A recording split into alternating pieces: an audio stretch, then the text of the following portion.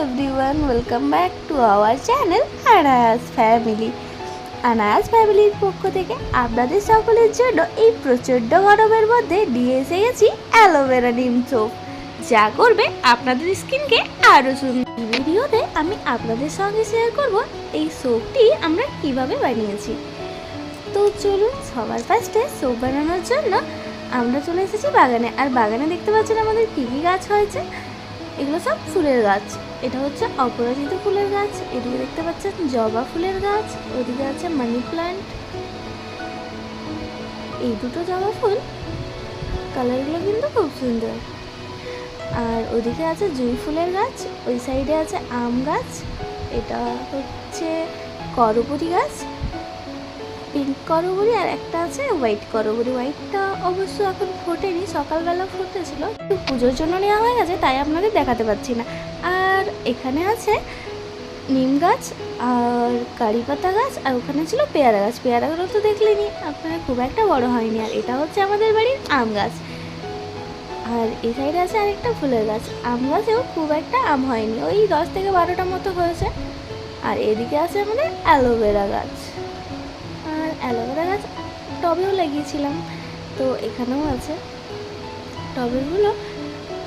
এই যে দেখতে পাচ্ছেন অ্যালোভেরা গাছগুলো, এখান থেকেই আমি নিয়ে নেব অ্যালোভেরা আর নিয়ে নেব নিম পাতা। তো দেখতেই পাচ্ছেন আমি এখানে নিম পাতা তুলছি,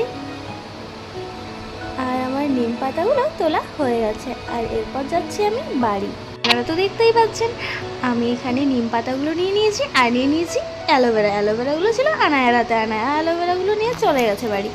খুব কেমিক্যাল ছাড়াই ফ্রেশ প্রাকৃতিক উপাদান দিয়েই বানিয়ে নেব আমরা আজ অ্যালোভেরা নিম সোপ।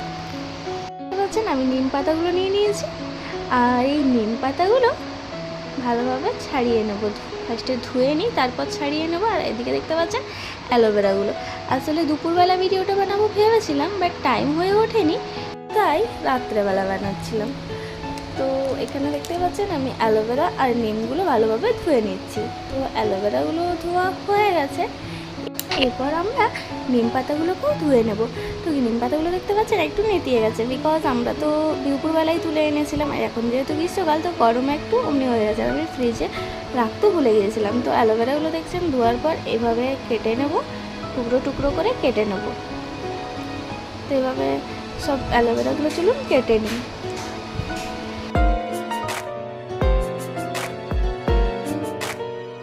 ফাইনালি আমাদের সব অ্যালোভেরাগুলো কাটা হয়ে গেছে। আর কাটা হয়ে যাওয়ার পর এরপর সব অ্যালোভেরাগুলো কি মিক্সিং বলে দিয়ে দেবো পেস্ট করার জন্য। তো মিক্সিং বলে দেখতেই পাচ্ছেন অ্যালোভেরাগুলো সব দিয়ে দিয়েছি, আর এদিকে দেখতেই পাচ্ছেন আনায়া পেস্ট করার নাটক করছিল, আর এদিকে আনায়া নিম পাতা ছাড়াচ্ছে। নিম পাতাগুলো এভাবে ছাড়িয়ে নিতে হবে আমাদের।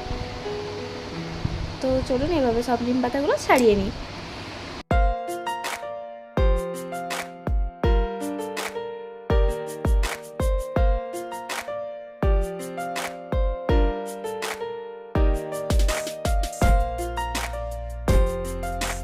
আমাদের নিম পাতার পাতাগুলো ছাড়ানো হয়ে গেছে কমপ্লিট। আর এরপর যে অ্যালোভেরাগুলো যে পেস্ট করার জন্য মিক্সিং বলে রেখেছিলাম, তার সাথে নিম পাতাগুলো অ্যাড করে দেবো। তো নিম পাতাগুলো এভাবে দিয়ে দিলাম পুরো। এবার একটু ঢাকাটা বন্ধ করে পেস্ট করে নিই। তো দেখতেই পাচ্ছেন আমার পেস্টটা হয়ে গেছে রেডি। তো আমি ভালোভাবে পুরো পেস্ট করে নিয়েছি। এরপর আমি নিয়ে নেবো একটা বাটি আর একটা কড়া। তো এইভাবে আমি এই দুটো জিনিস নিয়ে নিয়েছি, আর গ্যাসটা অন করে দেবো। তো গ্যাসটা অন করার পর কড়াটা চাপিয়ে দিয়েছি। এরপর ওর মধ্যে দিয়ে দেবো হাফ বাটি মতো জল। হোমমেড প্রাকৃতিক উপাদান দিয়ে যদি বানাতে চান এরকম অ্যালোভেরা নিম সোপ, তাহলে কিন্তু ভিডিওটি স্কিপ না করে লাস্ট অবধি দেখতে থাকুন।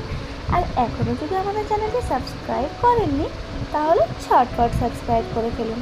তো দেখতে পাচ্ছেন আমি হাফ বাটির মতো জল দিয়ে দিয়েছি, আর গ্যাসের ফ্লেমটা হাই করে দিয়েছি, যাতে জলটা তাড়াতাড়ি ফুটে আসে। আর এখানে নিয়ে নিয়েছি আমি সোপ বার।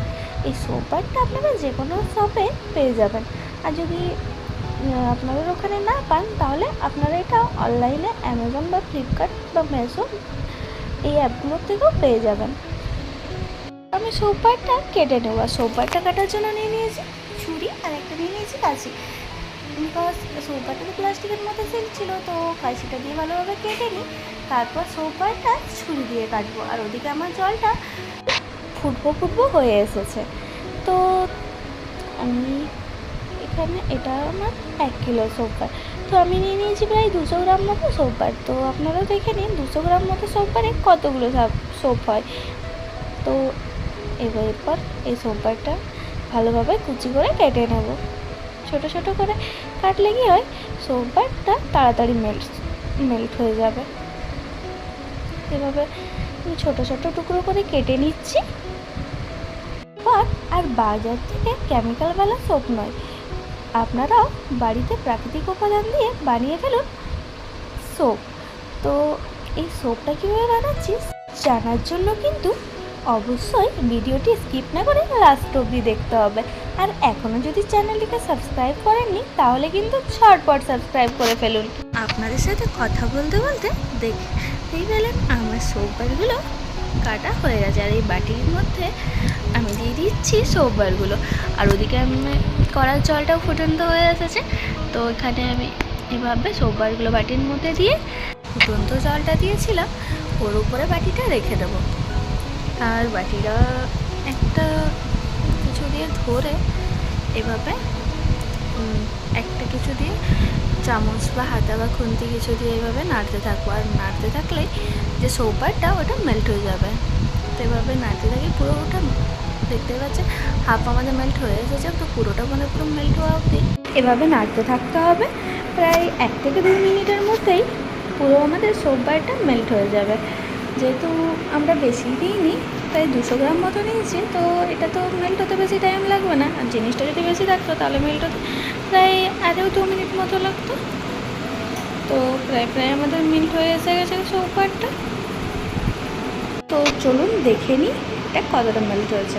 দেখতেই পাচ্ছেন আপনারা, এটার সাথে কিন্তু আমি কোনো রকম জল বা কি অয়েল বা কিছু ইউজ করিনি। তো শুধু সোপবারটা মেল্ট করলে এভাবে পুরো একটা লিকুইড টাইপের তৈরি হয়ে যায়।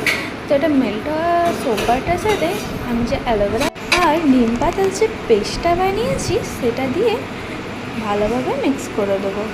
তো এভাবে আমি ভালোভাবে মিক্স করে দিচ্ছি। মিক্সচারটা রেডি হয়ে গেছে। তো আপনারা তো দেখতে বুঝতেই পারছেন মিক্সচারটা কতটা সুন্দর কালার এসেছে। এরপর আমি নিয়ে নিয়েছি সোপ মোল্ড। এটা হচ্ছে সিলিকনের সোপ মোল্ড। এগুলো আমি অনলাইন থেকে আনিয়েছি। আপনারা এগুলো যে কোনো কসমেটিক্স বা স্টেশনারি শপ বা অনলাইন থেকে নিয়ে নিতে পারেন। তো এই সোপ মোল্ডগুলোর মধ্যে আমি এরপর এই লিকুইডগুলো দিয়ে দিচ্ছি। আর সোপ মোল্ড যদি আপনাদের বাড়িতে না থাকে তো আপনারা যে কোনো আকারের বাটি বা কাপ যে কোনো কিছু নিতে পারেন বা যে কোনো কন্টেনার নিতে পারেন। তো আপনারা যে টাইপের কন্টেনার নেবেন সাবানের আকার কিন্তু সেই টাইপের। তো আমি সোপ মোল্ডে ব্যাটারটা পুরো ঢেলে দিয়েছি। প্রায় 3 ঘন্টা মতো এভাবে রেখে দিয়েছিলাম। তো 3 ঘন্টা রাখার পর ফাইনালি আমাদের অ্যালোভেরা নিম সোপগুলো রেডি হয়ে গেছে। দাঁড়ান আপনাদের দেখিয়ে দিই অ্যালোভেরা নিম সোপগুলো কতটা সুন্দর হয়েছে। এতটাই সুন্দর হয়েছে যে কেউ দেখে বলবে না যে এগুলো বাড়িতে বানানো। দেখতে কিন্তু দোকানের চেয়ে কোনো অংশে কম সুন্দর হয়নি।